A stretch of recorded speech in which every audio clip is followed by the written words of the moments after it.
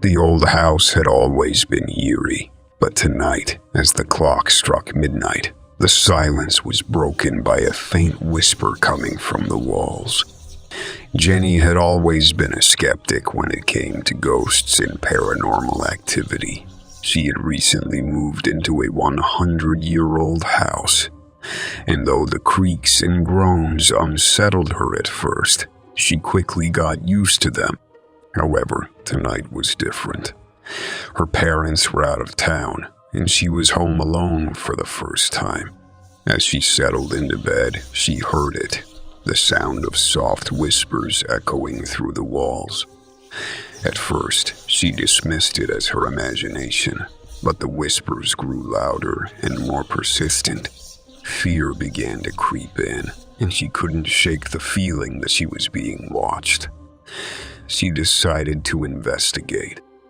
Armed with a flashlight, Jenny wandered through the old house, searching for the source of the whispers.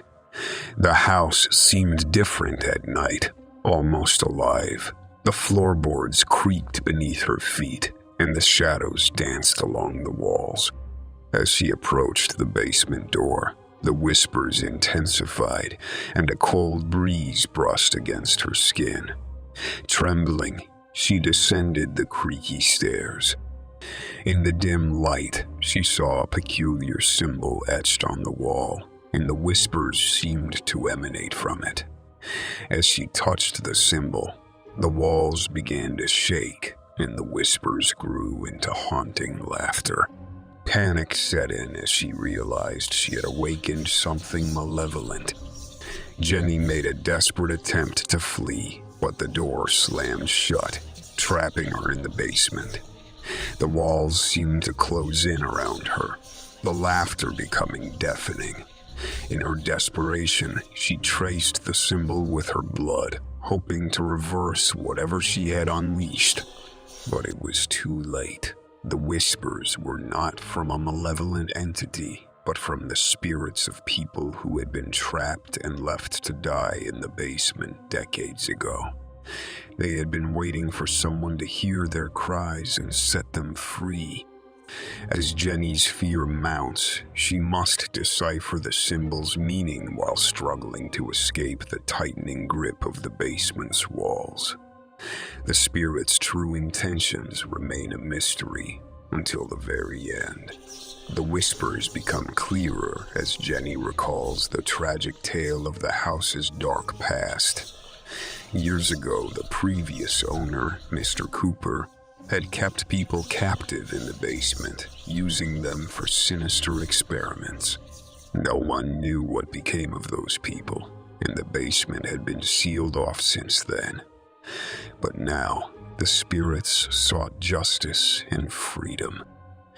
Through a series of terrifying events, Jenny begins to uncover clues that reveal Mr. Cooper's evil deeds. As she unravels the mystery, the spirit's whispers turn from malevolence to pleas for salvation. They beg Jenny to set them free from their eternal torment. Just as Jenny manages to erase the symbol, the spirit's laughter turns into an anguished wail.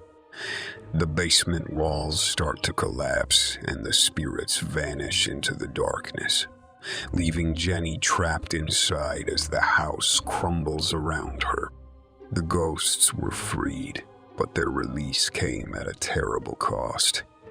The house, once a place of torment, becomes their tomb, taking Jenny's life along with theirs. Story 2: The Unseen Intruder. The night was stormy, and the power had gone out, leaving Emma home alone with only the dim glow of a candle to fend off the shadows. Emma's parents had gone to a nearby town for a late-night emergency, and she was left to care for her little brother, Mikey. The storm rattled the windows, and the howling wind made her nerves fray. When she heard a loud bang from upstairs, she attributed it to the storm until Mikey's voice called from his room. "Emma, there's someone in the house." Her heart pounded in her chest as she grabbed the candle and, trembling, led Mikey into the closet to hide. As they crouched in the darkness, she heard footsteps descending the stairs. Someone was in their home, but with the power out, she couldn't call for help. The darkness outside the closet seemed to grow thicker with every passing moment, and Emma clutched Mikey tightly, praying the intruder wouldn't find them.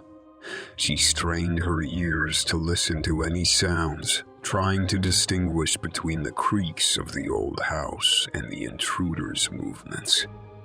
The intruder was not a person, but a malevolent spirit that had been haunting the house for years. It was drawn to the fear of its victims and fed off their terror. As the minutes ticked by, Emma's fear intensified. She wondered if the storm had somehow stirred up the old ghost stories surrounding their house. The tale of a tormented soul seeking revenge on those who dared to invade its territory crept into her mind. She'd always dismissed such stories as legends, but now she wasn't so sure. Mikey whimpered in the darkness, and Emma did her best to comfort him despite her own terror.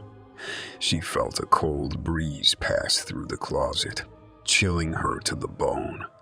The footsteps grew nearer, and she thought she could hear faint whispers carried by the wind. As Emma's anxiety reaches its peak, the closet door inches open, and a spectral figure emerges. She clutches Mikey tighter, trying to shield him from the ghostly presence. The spirit moves with an eerie grace, and its eyes lock onto Emma's with an otherworldly intensity. Emma's mind races, trying to figure out what the spirit wants. Is it seeking revenge for some past misdeed, or is it simply malevolent, relishing in the fear it causes? She wonders if there's any way to appease the spirit, to make it leave them unharmed. With the spirit inches away, Emma makes a desperate attempt to communicate with it, to plead for mercy. But the spirit remains silent, its expression unchanged. Suddenly, a bone-chilling laughter fills the air, and the spirit lunges at Emma and Mikey. As the ghostly figure envelops them, Emma feels an intense coldness that sears through her entire being. The world around her fades into darkness, and all she can hear are Mikey's terrified screams. The spirit has consumed their souls, leaving behind only emptiness and despair. The following morning, when Emma's parents return, they find the house eerily silent. They call out for their children, but there's no response. They search every room, and their desperation grows as they find no trace of Emma and Mikey. The house, now tainted by the dark spirit, becomes their eternal prison, and their fate remains a haunting mystery. Story 3. The Haunting Melody. It was a typical Friday night, and Mike was excited about his house party. But as the clock struck midnight, an eerie melody filled the air, chilling the revelers' bones. Mike's parents were away for the weekend, and he decided to throw a party to celebrate.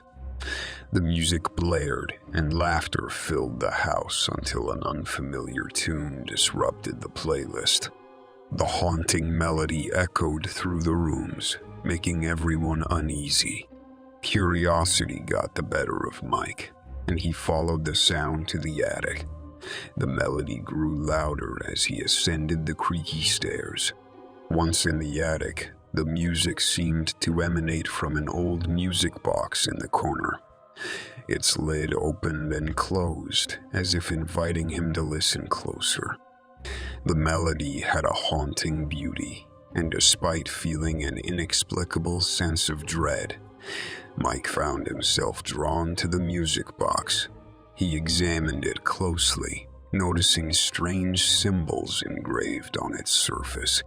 He couldn't decipher their meaning, but they seemed to pulsate with an eerie glow, as if infused with some ancient power. The music box was cursed and played the sorrowful tune whenever someone was about to die in the house. It was a warning from the spirits to leave before it was too late. Mike's friends joined him in the attic, their curiosity piqued by the strange music. They laughed off the eerie atmosphere, dismissing it as a prank or a product of their imaginations. But as the night wore on, the party took a darker turn. Strange occurrences plagued the house. Objects moved on their own, shadows danced along the walls, and a bone-chilling breeze swept through the rooms. Mike's excitement turned to unease, and his friends became increasingly uneasy. The haunting melody seemed to follow them wherever they went, a constant reminder that something was amiss. The atmosphere at the party becomes tense as the friends struggle to explain the strange happenings. Some suggest it's a clever trick to scare them, while others start to believe that the house is truly haunted. Mike tries to maintain his composure, but deep down, he can't shake the feeling that they're in grave danger. As the night progresses, the haunting melody grows louder and more insistent. Mike and his friends find themselves trapped in the house, unable to leave due to the mysterious forces at play. The symbols on the music box seem to come alive, glowing with an ominous intensity. One by one, Mike's friends start to meet gruesome fates throughout the night. The haunting melody continues to play, a constant reminder of their impending doom. When Mike is the last one left, he desperately tries to flee the house.